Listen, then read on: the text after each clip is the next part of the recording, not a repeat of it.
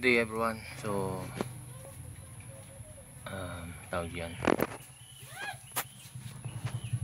ito yung isang female na pabo natin. Noong nakaraan may namatayan tayo isang batang pabo na 4 months old dahil may sakit naman. Ngayon pila yan, yung paglipad niya nagkamali siya ng landing. So ayan medyo mahina siya pero nakakain naman siya.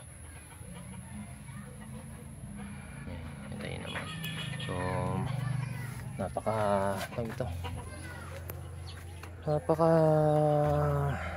tawag dyan napakahirap sitwasyon na may ganyan na may sakit kang mga pabo. At ito naman isa nating breeder may sakit, parang may sipon dito sa ilalim. Hiniwalay na natin siya kasi nakapansin ko kaninang umaga umiiwas siya sa mga kasama niya.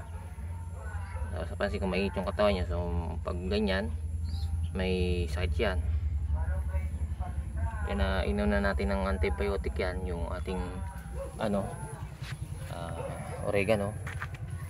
Yan, ito yung pinainom natin ngayon. Dinurog natin yan sa tubig. So yun painom na natin siya ng halos 5 ml yung ating napainom sa kanya. Hindi niya pinapansin yung ating pagkain. Kahit kanina yung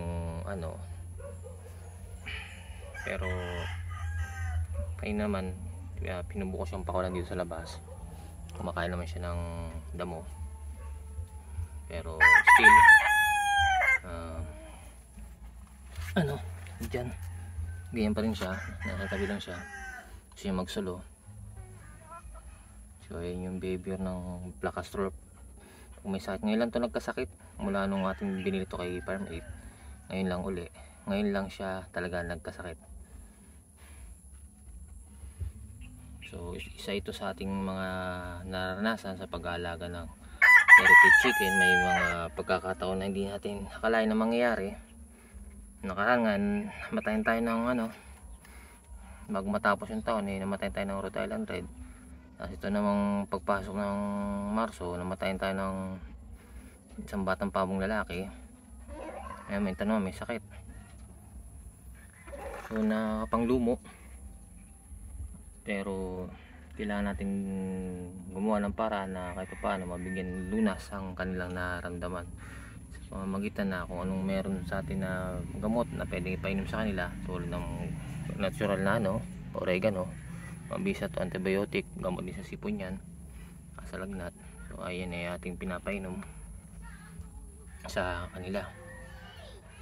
Sana breeder kasi natin to napakahirap talaga ng kailan talaga yung breeder natin may sariling kulungan. Tapos papakawalan lang natin sila pag tawag dyan, i-raise lang natin sila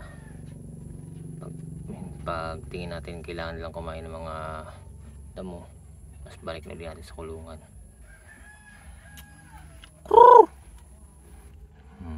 Ano naman siya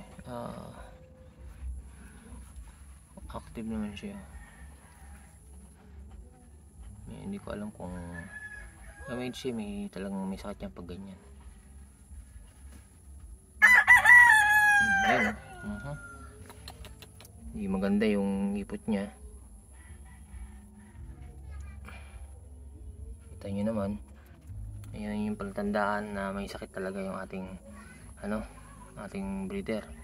Hindi maganda yung kanyang yung kulay ng tae niya, ayan kanyang dumi.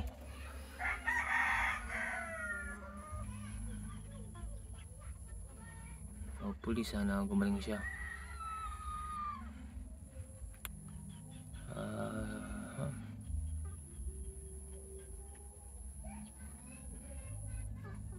So pati ako nangihina, natutulala kasi breeder natin to.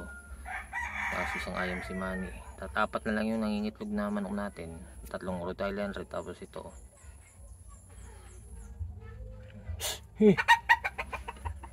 so yun, nakakapanghina, wala na akong masabi. So yun lang naman yung content ko ngayon sa video kasi ito na Isa na ako ng isa ng batang pabo, tapos isa naman pilay. Ito naman ngayon may sakit, ay Diyos ko. So yun lang, don't forget to like and share and subscribe. Maraming salamat po.